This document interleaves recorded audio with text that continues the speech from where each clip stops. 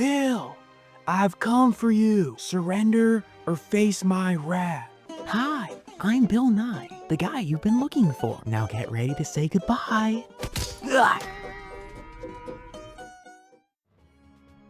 Ugh. What? What is this place? How do I leave? I think I'm lost. No! Something smells weird over here. Uncle, what are you doing here? Oh, John. Hey there. What is this place? This is obviously Agartha, John. How do you not know this? Whatever. How do I get out of here? Well, the only way that I know of is by getting Jack to make a ranking every town found in RDR1 video. So, just use your Ultra Instinct and let him know. What a weird dream, but Kind of want to rank every town in RDR1 now. But first you gotta like and subscribe, and then we can start. in last place, it's Nozalida.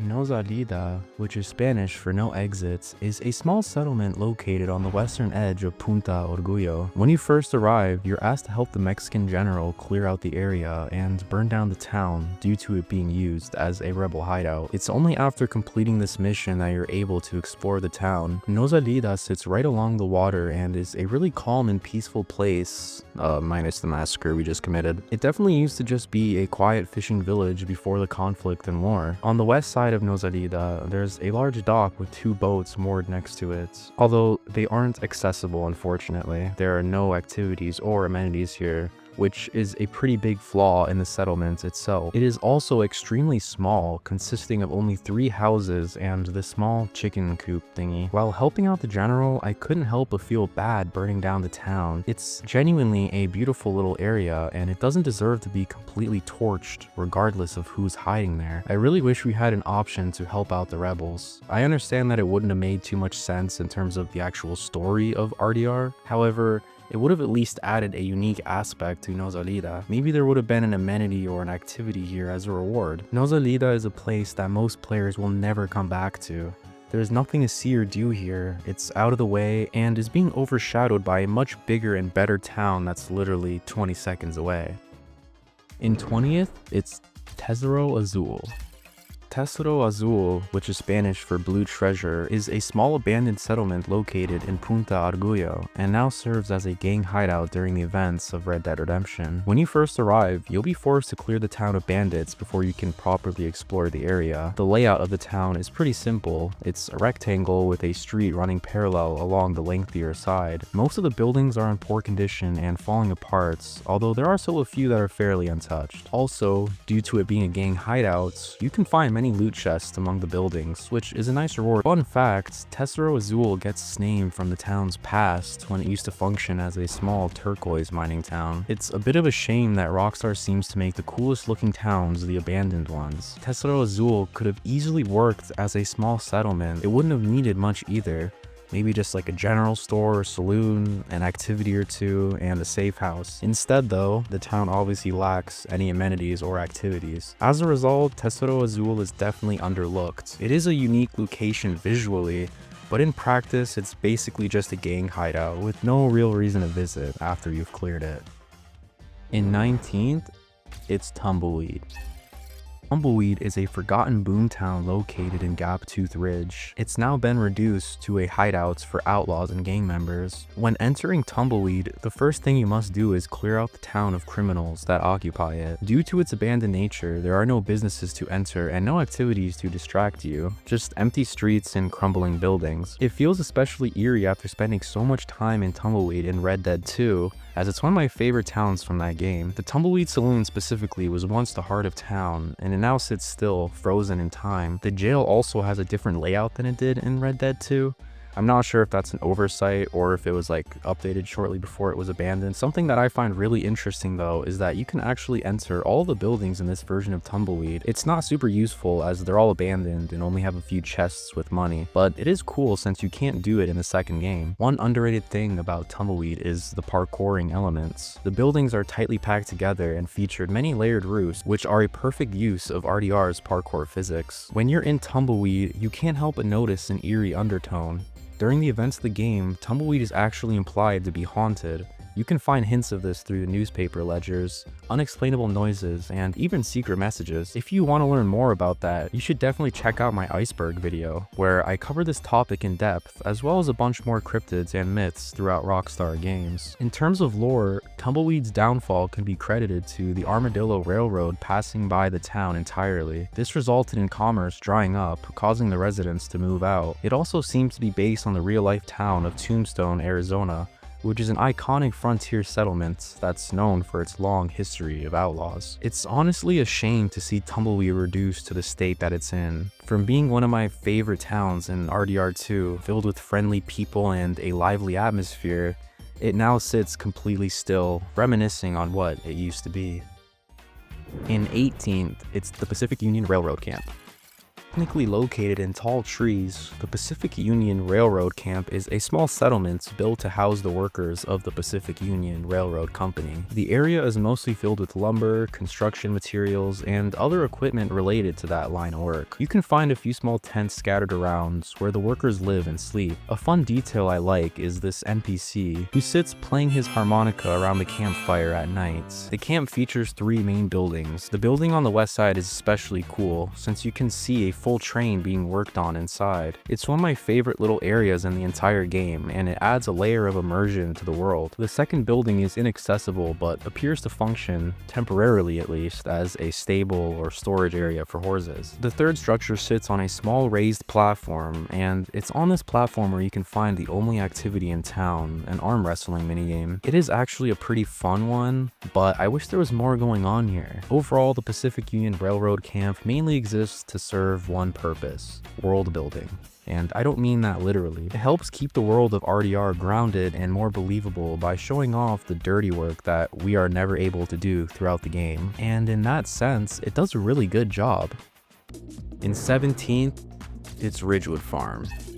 Ridgewood Farm is a small homestead turned settlement located in the Cholla Springs region of New Austin. Despite its small size, it does manage to have a good amount of personality. The main job here is horse breaking, which isn't the best ever, but I honestly find it to be quite relaxing, and it's definitely better than it was in RDR2. In terms of lodging, Ridgewood offers, well, whatever this is. For $5 a night, you can basically rent the floor of a structure which barely qualifies as a shelter. It doesn't even protect you from weather conditions. It really doesn't make much sense to ever rent this property, but hey, you can if you want to. The farmhouse itself is luckily a lot more interesting. It's fully explorable and contains a good amount of loot, provided you don't get caught. Visually, it's also a nice looking area with a rural atmosphere that stands out nicely against other desert towns. The safe house in Ridgewood should have been in this house. Just a room or something, like, that's a missed opportunity. Speaking of livestock though, you can find a couple of cows which are pretty wholesome even though you can't ride them. Overall, Ridgewood isn't packed with content by any means, but it's not a bad location. It looks decent and you can definitely see yourself spending some time here. In 16th, it's El Matadero.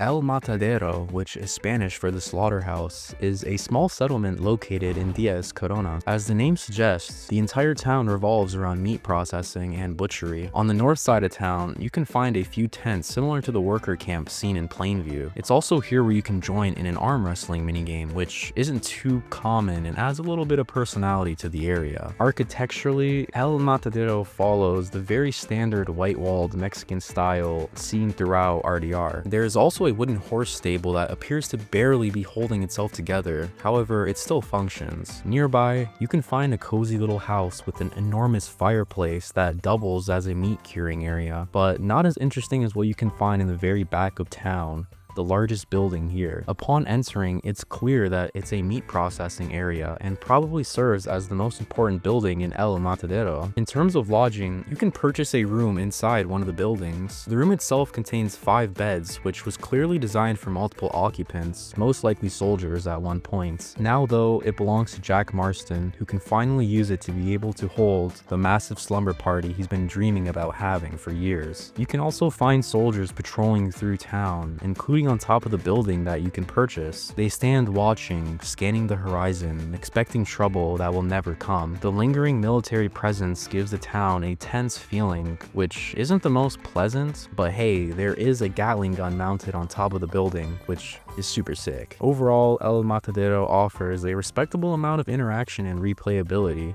while also fitting into the aesthetic of Mexico. It's definitely not the flashiest location, but it is worth visiting and exploring. In 15th, it's El Presidio. El Presidio, which is Spanish for the prison, is a fortified prison settlement on top of a mountain in Diez Coronas and serves as the main Mexican army stronghold of the region. The first thing you notice when approaching are the enormous white walls, warning visitors about getting too close. Once you do get inside the walls though, you're met with a striking interior. The area is layered with staircases, red shingled roofs, and tall windows that overlook the scenery below. The vertical nature of it gives it a unique look, unlike most other locations in the game. Climbing to the top of the towers throughout El Presidio is one of my favorite things to do.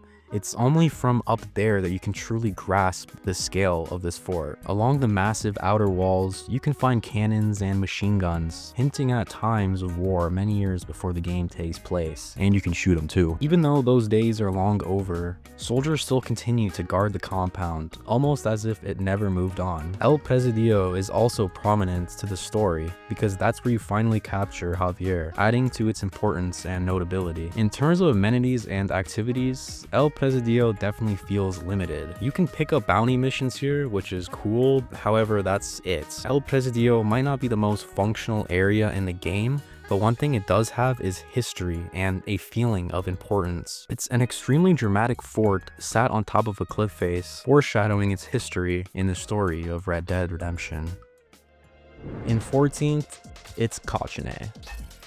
Kochene is the former hideout of Dutch and the Vanderlyn gang, located in the far northern reaches of tall trees, high up in the snowy mountains. It's actually the only snowy settlement in Red Dead Redemption, which immediately gives it the unique personality. Kochene is super interesting in my opinion because it served its purpose extremely late into the story, acting as a sort of final area of the game. So for that reason, it has this interesting, almost melancholy vibe around it. Not to mention we can't even explore Kochene until the game is over, and by the time you finish, it's already abandoned. The tents still contain belongings left behind by the gang members, clearly showing they left in a hurry. The mountainside areas have scaffolding built into them, odd structures jutting out from the cliffs, animal skulls thrown about everywhere, and even caves integrated with the settlement. I think these details show Dutch's insanity in a way. He has definitely lost his mind by this point, and it's reflected in the strange design he constructed in Kochene. It's in this cave where you can find Dutch's main residence. Human bones can be seen surrounding the campfire,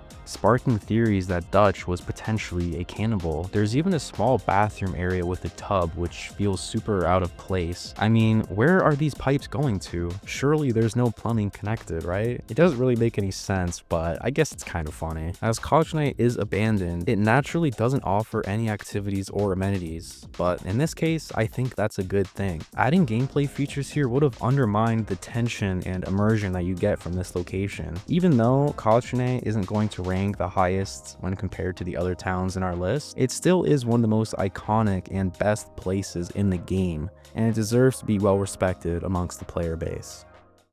In 13th, it's Agave Viejo.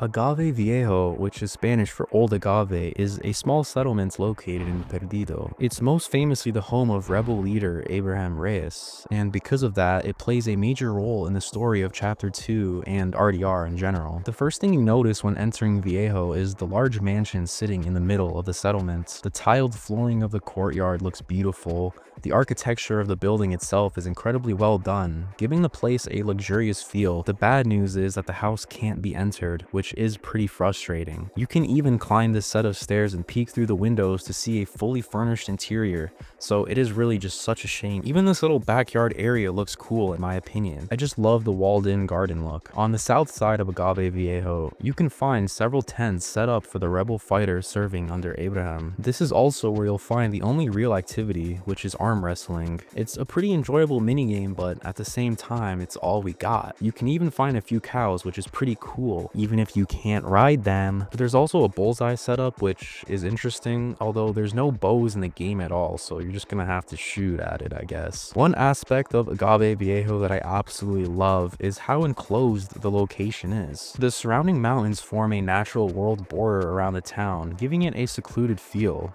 It really reminds me of going to Pike's Basin in the epilogue of RDR2 with Sadie. One thing Viejo is missing is definitely a safe house. Most settlements in the game have one, so it's quite frustrating that this one doesn't. It kind of makes sense because it's a rebel base camp, but we were able to buy a safe house in Escalera, which is the military base camp. So why can't we buy one here either? Doesn't make any sense. Overall, Agave Viejo is extremely pleasant with a strong identity in the story. It looks great, feels distinct, and does set the tone.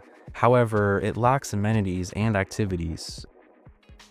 In 12th, it's Torquemada.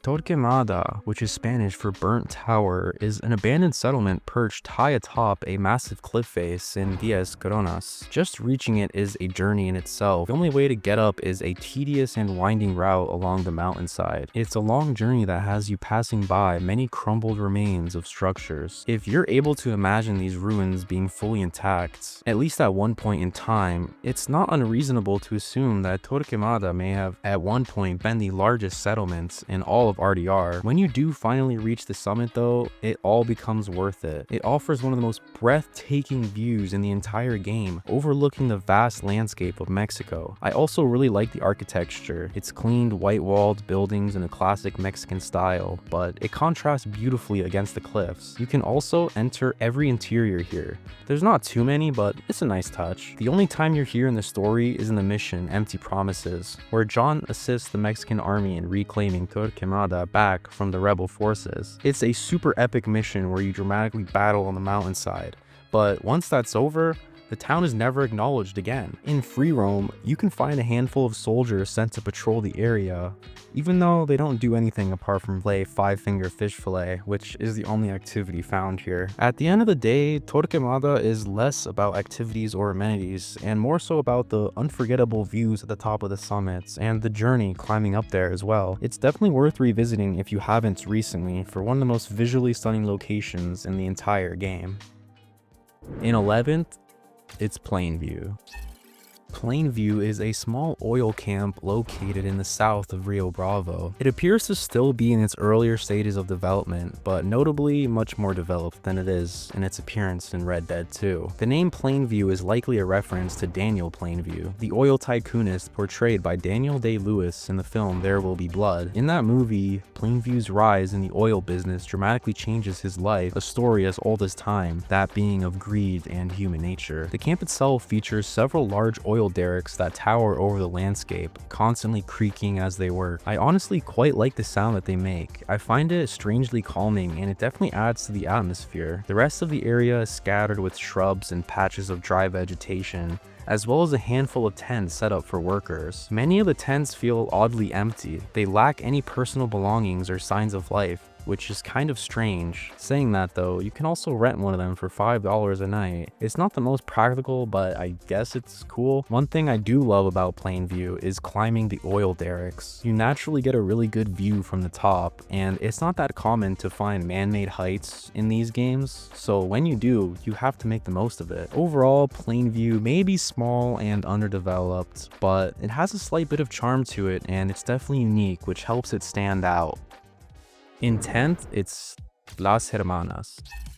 Las Hermanas, which is Spanish for the sisters, is a medium-sized settlement located in Perdido. The settlement primarily functions as a convent and is home to a large church and a community of nuns. As soon as you enter the walled interior of Las Hermanas, you're greeted by a gorgeous courtyard. The space is beautifully designed, featuring an elegant fountain at the center, beautifully tiled floors, and bright white walls surround the area. It's one of the most polished places in the entire game, at least in terms of visuals. At the end of the courtyard, you can can find the massive church towering over Las Hermanas. It's in this area where you can find several nuns wandering around, going about their daily routines, adding to the atmosphere. Surrounding the church are the living quarters, where all the nuns stay, along with rooms containing religious items and other practical uses. Where Las Hermanas falls short, however, is in terms of activities and amenities. The only minigame available is horseshoes, which is pretty dookie. There aren't any actual amenities here either, which again, makes sense for the location itself, because why would a place like this have a gunsmith, for example? But at the same time, it still does take away from the area as a whole, at least from a gameplay perspective. Just on the outside of Las Hermanas, you can also find a gorgeous train station. Overall, Las Hermanas is one of the most beautiful and carefully designed areas in the entire game. However, that is just not enough to make up for its lack of amenities, which is probably why most players don't spend that much time here. In 9th, it's Casa Madrugada.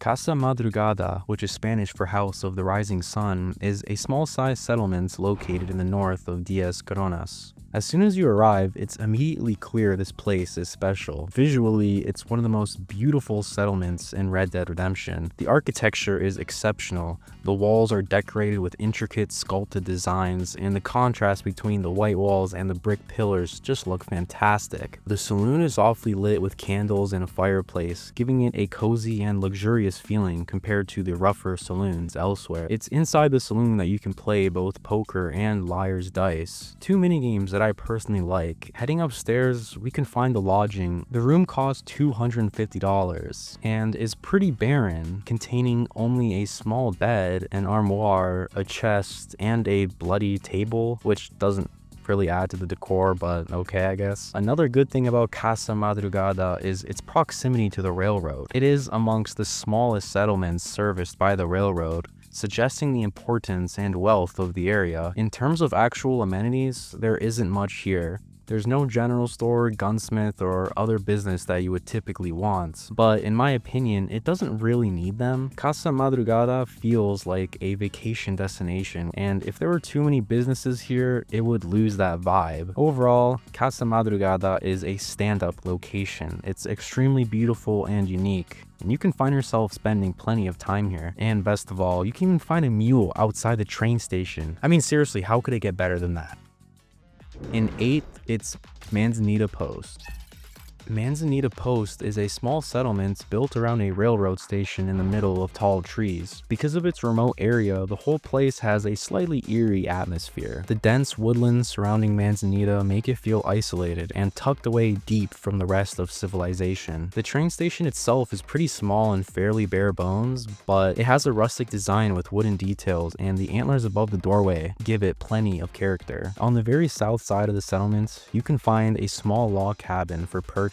It costs $400, however, as soon as you step inside, it becomes abundantly clear why. The cabin is extremely well decorated, featuring a large stone fireplace with two massive antlers mounted above it, two beds, a table, a drawer, and even a large bearskin rug spread across the floor. It's easily the most charming interior out of any safe house in the game. The main building of Manzanita Post is a large wooden cabin that functions as the settlement's general store. Outside, you can see several animal pelts hanging along the storefront, adding to the vibe. It works like a normal general store, which is very useful for this part of the map. One thing that really stands out about Manzanita is its architecture. Most locations in RDR lean heavily into the traditional Western aesthetic, meaning that Manzanita feels extremely distinct from pretty much everything else. There are also a few activities here. You can play 5-finger fish fillet and do bounties, which is a nice plus that adds some replayability. There's also a newspaper vendor here, and of course that's including the general store you mentioned earlier. Overall, Manzanita is a small isolated settlement that looks great and offers a decent amount of functionality. It's a very pleasant place to stop by if you're traveling through tall trees. And also, who can forget the Canadian shopkeeper? That's pretty wholesome, eh?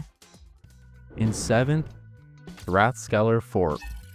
Rathskeller Fork is a small settlement tucked away at the northern edge of Gaptooth Ridge. One thing I love about Rathskeller Fork is when you're riding through the desert up to town and you can see it in the distance, the way it slowly comes into view against the landscape is so cinematic and looks stunning. I love the whitewashed buildings, which are heavily inspired by the traditional Mexican design. It gives Rathskeller Fork a distinct identity compared to the other settlements in New Austin, and that has to do with its location. It's remote enough to feel isolated and peaceful, yet not so far out of the way that it's annoying to reach. It's no surprise that I made Rathskeller Fork my main base of operations throughout Chapter 1. Despite its small size, Rathskeller Fork offers a few activities to keep you occupied. There's the horseshoe minigame outside, which is pretty difficult and not super fun, but I guess it's something. Things do get better once you step inside the saloon though. You can grab a drink and sit down for a game of blackjack, which is my favorite minigame. An interesting fact, a Rathskeller traditionally refers to a tavern or a restaurant located in the basement of another building, so I'm not exactly sure why this place is called Rathskeller Fork, but I guess it's unique to say the least. When it comes to lodging, Rathskeller Fork is pretty simple. You have access to one small room that comes with a bed, a mirror, a bathtub, and even a bookshelf, which is pretty funny because John can't read. But we're also playing with Jack, and he's not deaf and actually can. Honestly, there's nothing better than loading into your RDR save at Rathskeller Fork, walking out, and being greeted with this beautiful view stretching the horizon. I also forgot to mention that you can even get bounties to spawn here, which again just adds another layer of activity. Overall, Rathskeller Fork is a beautiful and surprisingly practical settlement. I recommend spending more time here throughout your playthroughs of Red Dead Redemption. In 6th, it's McFarland's Ranch. McFarland's Ranch is a homestead turned settlement owned by Drew McFarland and his daughter Bonnie McFarland, who is a major character in the story of RDR. In the beginning of the game, Bonnie rescues John from certain death and nurses him back to health, setting the stage for everything to come. In return, John helps out around the farm, learning his ranching skills, even though at this point, you already learned them in the epilogue of Red Dead Redemption 2, but we'll let it slide. In terms of activities, McFarland's Ranch is surprisingly packed. You can play horseshoes or sit down for a game of poker as well. There's also the night watch job, which I personally enjoy doing even though it's not a super popular activity. The only rentable spot is a small shack cluttered with random junk. It's nothing fancy, but at the end of the day, we can't really complain. It has a bed, so it gets the job done. What really elevates McFarland's Ranch in terms of practicality though is the functioning general store. It's actually a pretty rare amenity in many settlements throughout the game, so having one here is incredibly convenient. I also love the layout of the ranch. It's one of the biggest strengths, especially this area here where the houses are huddled together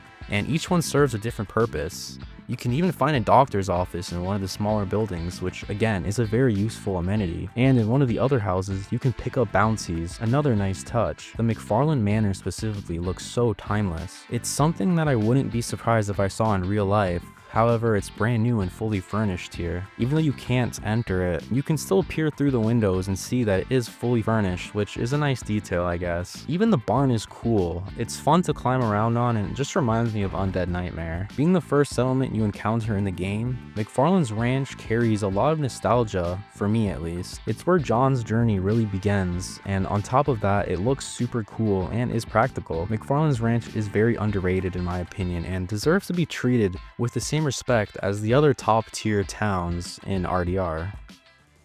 In 5th, it's Armadillo.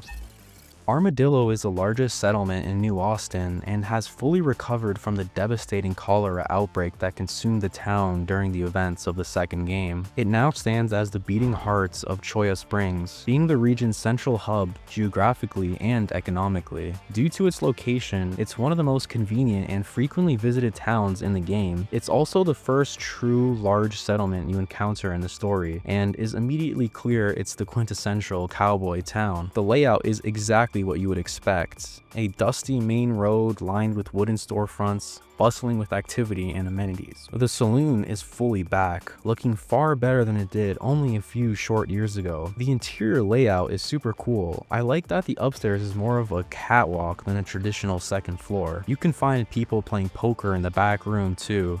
Although for some reason when I joined they all left. It might have been because I just shot someone like 30 seconds ago, or most likely they heard of my gambling reputation and got scared. They also have a guy playing the piano, which it's a nice touch. Beyond poker, Armadillo also offers 5-finger fillet, which is decent. You can even go watch a movie at the theater, another fun activity that adds some life to the town. In terms of amenities, Armadillo has just about everything you could ask for. A general store, a gunsmith, and a doctor's office. It really is a fully complete town that has everything you could possibly want. However, I can't help but feel like it deserved a little bit more. I don't even necessarily know what it needed, but I just always have the feeling here like it should be better. In fourth, it's Escalera.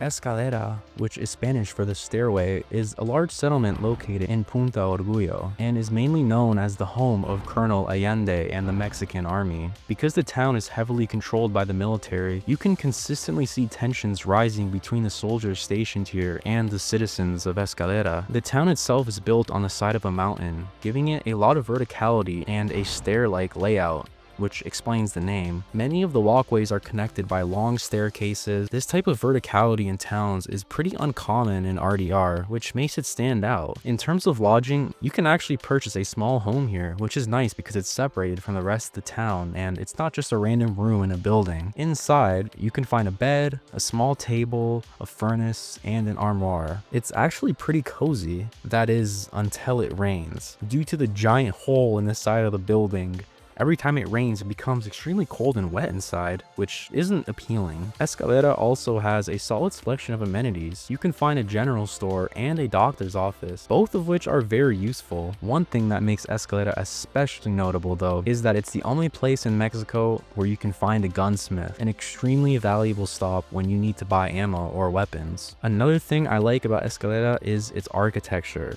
It features a mix of different building styles, all packed together, keeping it pretty distinct looking. At the center of town, you can also find a lively saloon where you can grab a drink and play a few mini games, including Liar's Dice, which is decent. At the very top of the mountain sits a large manor that overlooks the entire town. This is where Colonel Allende and his soldiers stay, and naturally where the military presence is at its strongest. Visually, it's a gorgeous location, offering an even better view. However, it almost represents evil looking down on the town, suppressing the once beautiful Escalera into a tense and scary atmosphere.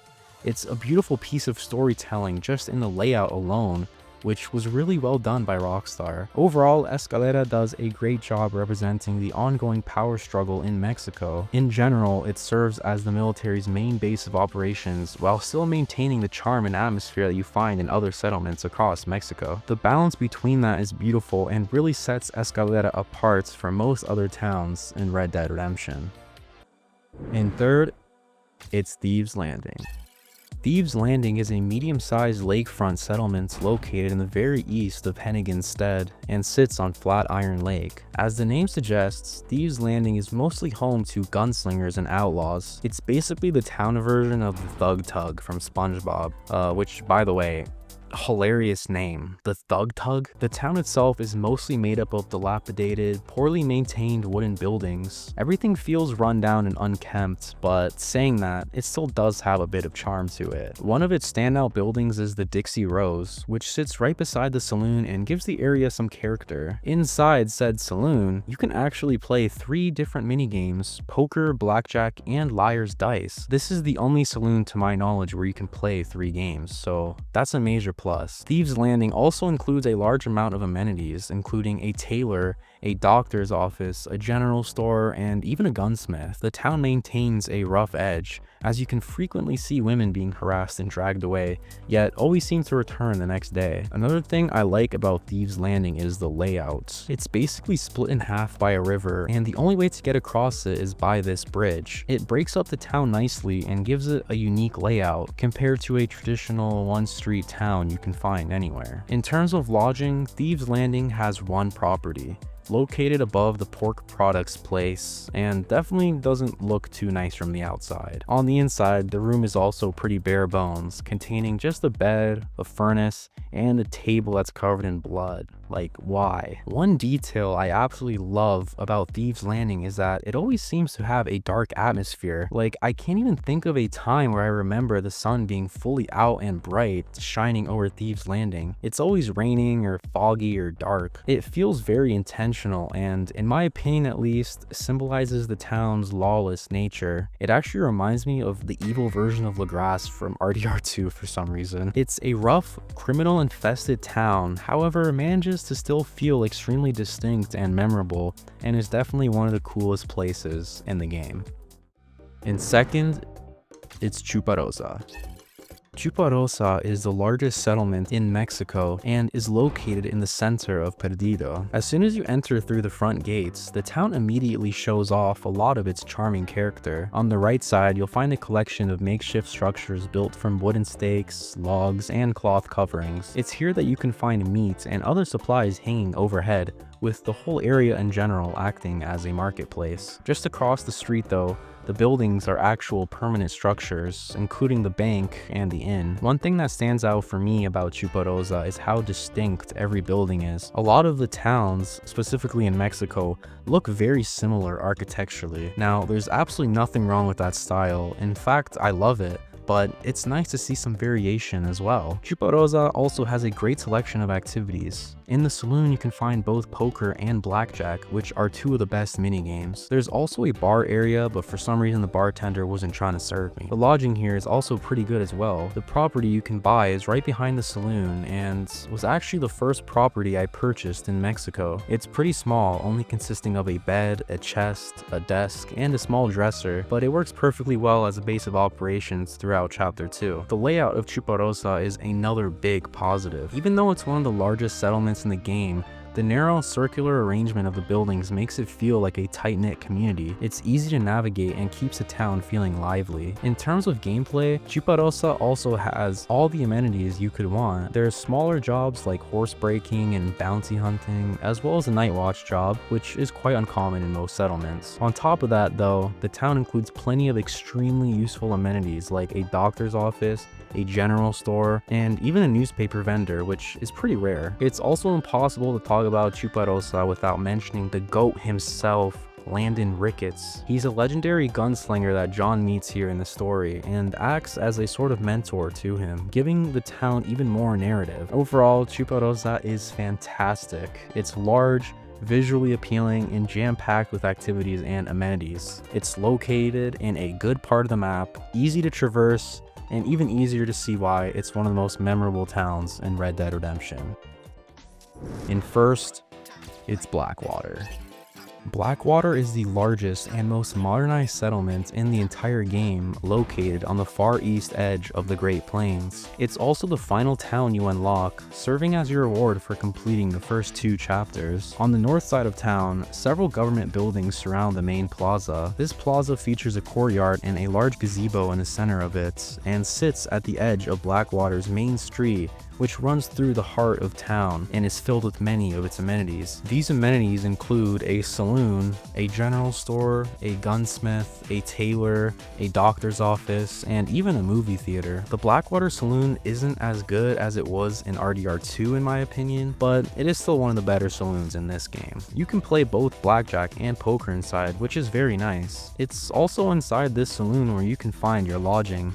It's unlocked for free after completing the mission and appointed time. The room itself is extremely luxurious, featuring fancy red curtains, bougie green wallpaper, a comfortable bed, and a set of lavish red couches. There's also a beautiful fireplace on the back wall. It definitely fits the wealthier, more civilized atmosphere that you find in Blackwater. Blackwater also contains a large riverfront area which looks visually great, even though there's not really anything to do out there. Blackwater represents the rapidly changing world of RDR, where the gunslinger lifestyle is slowly fading away. It symbolizes the battle between ever-advancing civilization and the unwillingness or struggle of people to change with the times. On the outskirts of Blackwater, you can find many small houses scattered around. These neighborhoods make the town feel a lot more believable, and it's honestly one of my favorite areas in Blackwater. In terms of aesthetics, Blackwater is easily one of the best towns in RDR. The streets are lined with lampposts, the architecture blends classic Western style with modernization,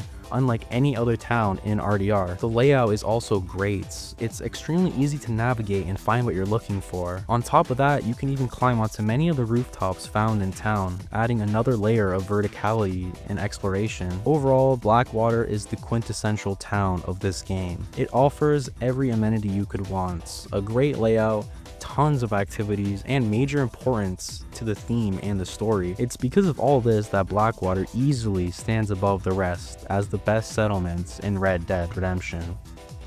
Alright guys, that's gonna wrap it up for this video. If you guys did enjoy, please be sure to leave a like and subscribe if you're new. It really helps me out, and I'll catch you guys in the next one. Bye!